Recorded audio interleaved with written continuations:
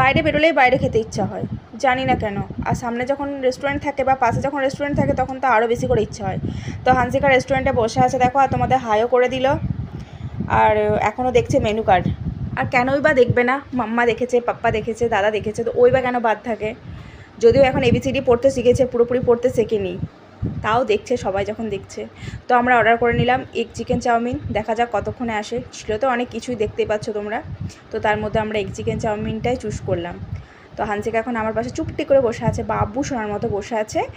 আর ওইদিকে দেখলাম ঐশিক একটু ফোন নিয়ে ঘাটাঘাটি করছিল। আমি বললাম ফোনটা রাখ, চল তোর একটা ভিডিও করে দিই তোর। তো ওর একটা ছোট্ট করে ক্লিপ নিয়ে নিলাম। আর ততক্ষণে দেখলাম যে চাউমিন এসে হাজির হয়ে গেছে, চিকেন চাউমিন। তো হানসিকা চাউমিনটা খায়নি, ও শুধু যে চিকেনের টুকরোগুলো ছিল সেগুলোই খেয়েছিল, বাকি চাউমিনটা আমরাই খেয়েছিলাম। তোর পাপা কিন্তু ওকে খাই দিচ্ছে এখন। তো চলো ব্লগটা এখানে শেষ করছি, দেখা হচ্ছে আবার নেক্সট কোনো ব্লগে। তো চলো, টাটা।